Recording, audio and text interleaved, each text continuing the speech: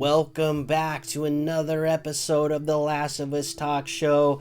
I'm your host, Mikey. I'm here on my own again this week. I'm here to react to Season 2, Episode 5, Feel Her Love. Just got done watching it, and like I said last week, I am really excited about the direction of the show. This one still has me excited. Because again, there for a little bit, I was worried. Because there's things that they have changed from the video game. As a video game player, I'm watching it already knowing what is going to happen, what is supposed to happen, or what in my mind is supposed to happen. And I'm watching it and seeing things that they've completely changed them. Like, they can't undo the change that they've done. But all they've really done is just kind of move things around, move things in different places, and put things in different orders, which is totally fine because everything is tying back in together. The idea of things, the way they're supposed to play out, it's still going the same direction. It's still leading to the same place. Characters are still ending up where I expect them to end up. Both, their actual literal locations and emotional states as well. So I am 100% back on board. Well, I'll say 99%, okay? Because again, as a video game player, there's still always just a little bit of worry of like, okay, they're changing things, they're moving things, and so I still always have in the back of my mind just that little bit of worry of, okay, what are they going to end up doing here? But the last couple episodes, they proved that no, we're getting everything right on track. We're going to put people in places they need to be. We're going to put people in emotional states that they need to be when they need to be, and get them there the way that we need to get them there. And it's all working out good. So yeah, just a lot of great acting in this episode again. Love the sound design in this episode. All the sets are great. So overall, great episode. So that's just kind of my initial feeling on it, and I want to talk about what happened in this episode. So, if you haven't watched it, go watch it, come back, and let's kind of talk a little bit about what happened in this episode. It's not going to be a super deep dive, but just some things that I really liked about this episode. And one of the things I really liked about this episode was the beginning, the cold opening here, where we we start out with a flashback. We see Hanrahan. She's coming into a building. She doesn't look happy. There's a bunch of soldiers there that have this door like welded shut, and she seems like she doesn't know what's going on, or she's not happy about it. She goes into a room. She's talking and interrogating basically this lady, who explains to her, we came to this building. We're here to clear it out. Seems like it's absolutely fine. So I send him down to the basement level. All the upper levels are fine. Send him down to the basement level. B1 looks okay. We still got to do B2 and B3. So I send him down to B2. Now it's not okay. They run into, what we find out is that this hospital, this is like ground zero, okay? This is where like the first patients were sent. So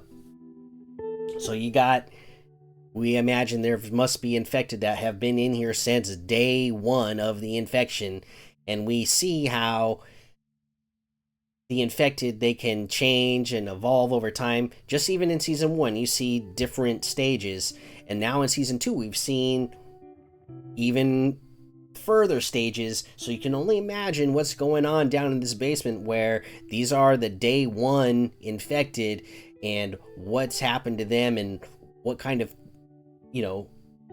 insane things have evolved out of what was the, day one ground zero infected. And what we find out is that they are now breathing out spores. This comes directly from the video game, which is great because for me, they changed that up from the video game, right? In the video game, that's the whole thing. It's in the air, and it's spores. It's physical spores that you can see, and you breathe them in, and that's how you get infected in the game. And that causes them to wear gas masks all the time, which they obviously didn't want to do for the show, because then you have the faces of the actors covered up all the time, and you don't want to do that. You want to see their emotions on their faces. This is a TV show. So I love that they found a way to bring that back in, and they explained it in a way where, okay, this is ground zero. This is like a place where this is probably not going to be happening, out in the wild. This is just a place where this was able to grow like this and turn into this because it's been sitting in one dormant spot for so long, type of thing, right? So I like that they were able to work it into the show that there is a way to get infected out there by breathing in spores. And then the thing that really got me about this scene that I really love is that we get to see comparison between Joel and this lady that Hanrahan is interviewing, who ends up being the mother of one of the people who was sent down to the basement level to clear it out, who finds out there is spores in the air, it's infecting us, we're breathing it in, you gotta seal it off so that it doesn't spread. And then we see that this mother has to make a choice. Is she going to, and we see the choice she made, but the choices that she had was to say, no, get out of there. Let's see if this is really going to happen, if you're really going to be infected, or for the good of the community, you're staying down there. And we get to see this mother let her son have the choice, right? The son is the one that says on the radio, you gotta seal us in. So she had the choice to disregard his wants in that moment and say, no, I'm taking you out of there, or accept what he wanted to do and move forward with that. So that's in direct contrast with Joel, who made a choice for Ellie. Ellie, again, had no choice. I know the Fireflies did not give her a choice, but Joel did not give her a choice either. Okay? So even though, as Joel says, he saved her, he still saved her without giving her the choice, whether or not she wanted to be saved in that moment. The mother here, not only does she decide to make the choice to let her son sacrifice himself for the overall good of their community, because if he does come out, he's gonna, spread the infection, and potentially, if they try to get them out of there, maybe the spores come up out of there and get it into the air out there. For now, they know it's sealed up in that contained area, and it's not going to be spreading throughout the air in the community. So they make the choice. She allows her son to make the choice to stay down there and sacrifice himself, and she's sacrificing her son for the good of the community. Whereas Joel just does not let that happen. So that is I think that's a great contrast that they have showed us of what that could look like, where a parent decides to let their child be sacrificed, to sacrifice their child, and to let that child also make that choice. So I think that's going to be very important information to have, and a very important contrasting story to have going forward. So I really, really like that. And then other things that I liked in this, I took a couple notes. One of the things that, I was, a little worried about is, wow, like Ellie and Dina, they're just like so on point with each other. There's like no friction. So when is there going to be a little bit of friction? Because Dina is pregnant now, and Ellie is still going to go forward and do what she's going to do. That's just not, that's not realistic. Dina's got to be thinking about her pregnancy now, right? And Ellie, should be thinking about that, but she's also got revenge on her mind. And so those two things have to conflict at some point. And I was wondering, how are they going to do that? In my opinion, the best way to do that was going to be for their styles of going at things to be conflicting, and that would be the way that brings it up. And I think that's exactly what they did, and I absolutely love that.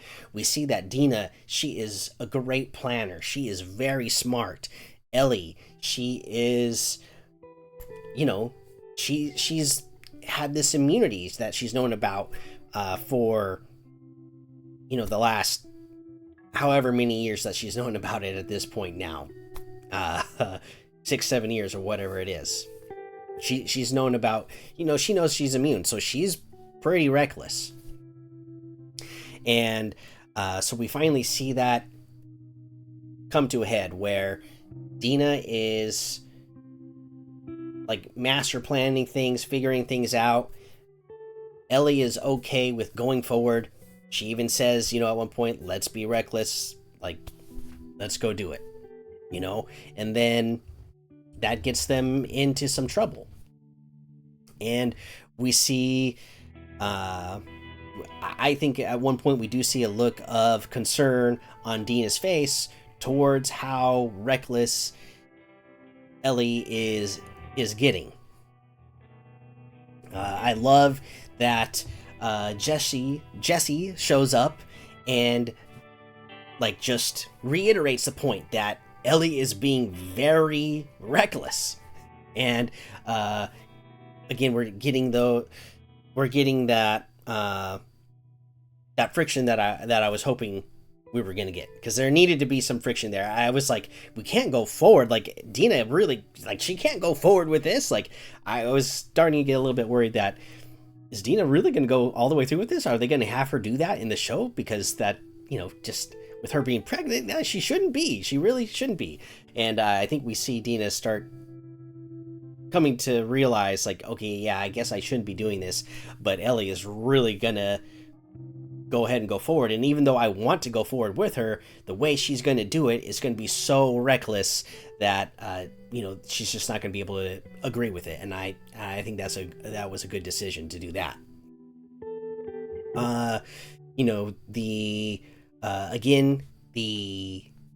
The sound in this one was so great with getting the Seraphites when they get those whistles in there. If you are a game player, you know how just how intense and how scary those whistles can be when you're hearing those whistles from the Seraphites in the game, because they're communicating with these whistles as you're trying to sneak around and like not be caught by these psychos who obviously just like love, ripping people's guts open. But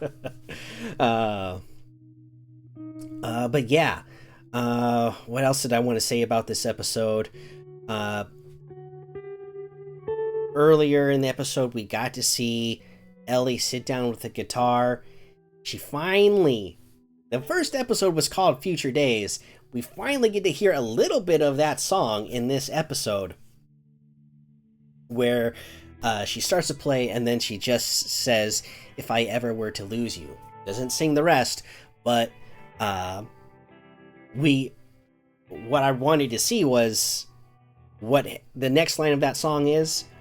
for anybody who hasn't heard the song or hasn't played the game, I don't want to spoil it for you, but what the next line of that song is, like, I wanted to start seeing that out of Ellie in this episode, and we absolutely see the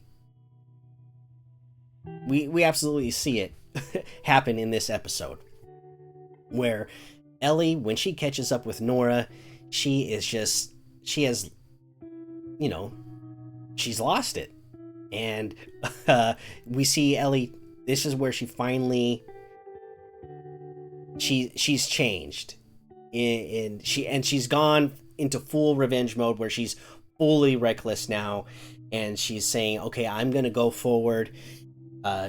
Dina's been shot in the leg with an arrow, but I see a target here. I'm gonna get to it, even though I know my, like, you know, my love, and my pregnant love, in fact, is injured.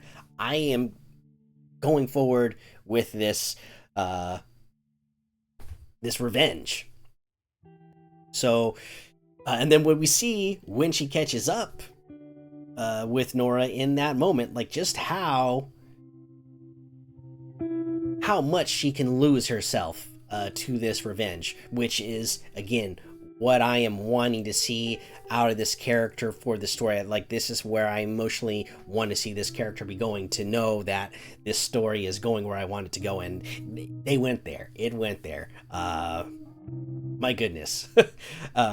You could see how just scary Ellie looks in that moment. And you know, at the end of the episode, we get a little teaser that will be great for the next episode, I'm sure. So I bet the next episode is going to be a very, very emotional one, because that's another thing I've been waiting for in this season, is like, okay, well, when are we going to start getting flashbacks? We get a little snippet of a flashback here to end out this episode, which I'm sure that means the next episode is probably going to be a long flashback episode like we had with Bill and Frank in the last season. So I'm getting really excited about that, looking forward to that, and just, you know, there's a lot of things that I'm hoping to see that I'm sure we'll see, and I'm very excited about those. So yeah, just absolutely loving the direction that they're going right now, and I can't wait.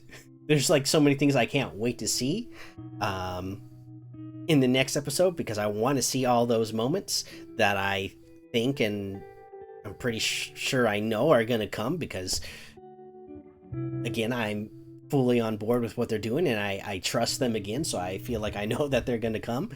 And the other thing I can't wait for is the end of the next episode, because I have a feeling that the next episode is going to be a long flashback, and then it'll be like the opposite of this episode, where, you know, this episode was a lot in the present, and then we end with the flashback. I feel like the next episode, if I were to do it, it's going to be a lot of flashback, and then we flash back into the present.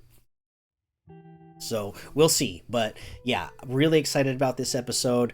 Yeah, it was great. I guess I don't have anything else to say about it. So make sure you hit the like button, hit the subscribe button. Let me know in the comments down below, what do you think of everything going on? What do you think about, you know, Dina? I mean, she did kind of egg Ellie on, to then only realize a little bit later, like, oh no, Ellie is going way farther than I thought she was going to go. She's going even more reckless than I thought she was going to go. What do you think of Jesse showing up?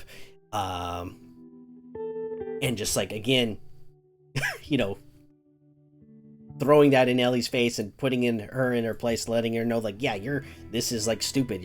You're going too far. And again, just getting a little snippet of how far Ellie is going at the end of this episode here. What do you think about Ellie and how far she's going, and just, you know, how deep into the revenge pool she's going? And I guess the other thing is, now we know that Ellie knows what Joel did. That is something that we didn't know as viewers. We knew as viewers what Joel did, but we didn't know that Ellie knew. So now we know Ellie knows. What do you think about that? And how does that affect her decision and how you feel about her decision to be going forward with what she's doing? Let me know all that in the comments. I'd love to hear it. And yeah, hit the notification bell so you know when these episodes come out. Until next time, endure and survive.